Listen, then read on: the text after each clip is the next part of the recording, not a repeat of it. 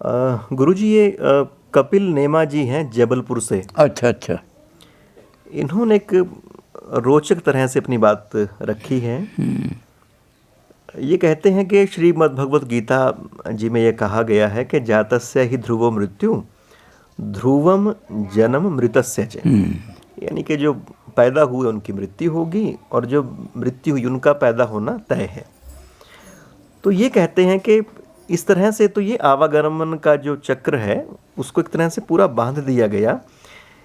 इस उक्ति से ये कहीं नहीं लगता कि कहीं मुक्ति की भी कोई संभावना है।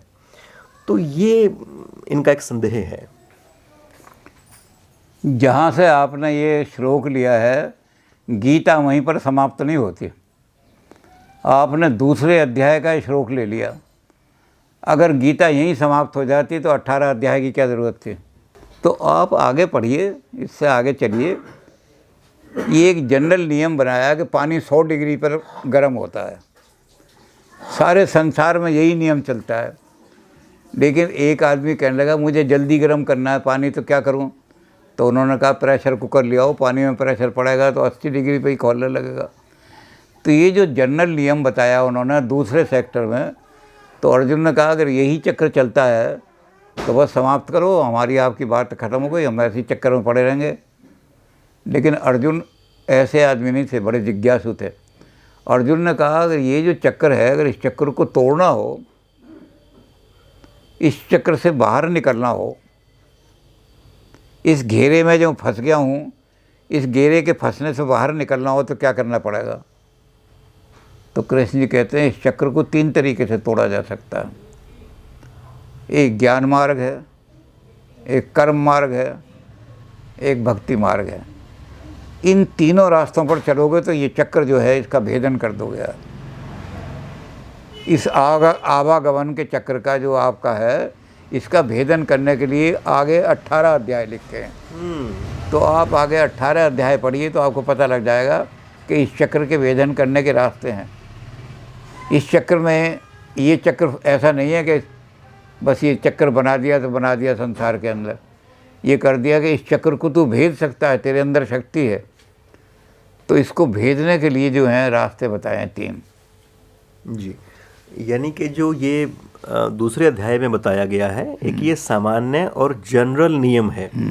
जो एक्सेप्शनल है और एक रिमार्केबल जो रास्ता है और जो हाईली अप्रिशिएटेड है, वो ये मुक्ति का रास्ता है। और उसके मुक्ति की तरफ ही ले जा रहे हैं अर्जुन को अलग अलग तरीके से बता के कि आप चाहे कर्म से, चाहे ज्ञान से, चाहे किस तरह से उसको प्राप्त करें, पर ये दोनों चीज़ें साथ साथ अपना अस्तित्व रखती हैं।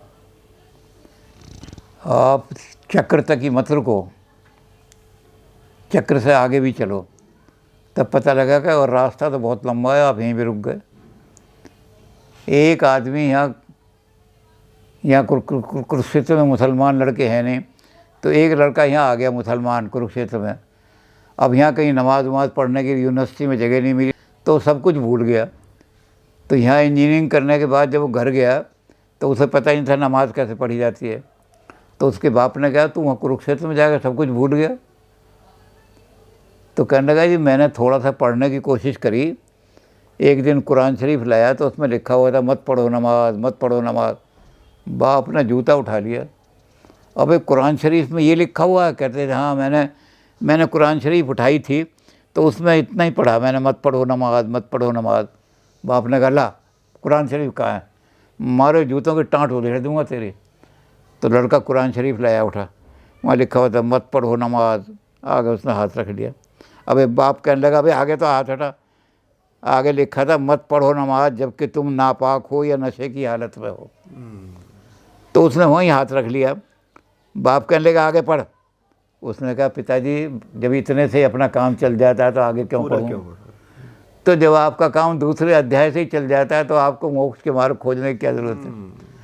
और अगर आप मोक्ष का मार्ग, इस चक्कर को तोड़ने का मार्ग खोते हैं तो ये आगे तक पढ़ोगे, आगे भी कुछ लिखा हुआ है। आगे 16 अध्याय में भी कोई चीज़ लिखी हुई है, बहुत सुंदर। तो जब उसको पढ़ोगे तो आपको पता लग जाएगा कि मोक्ष का मार्ग कैसे बनता है। ठीक है।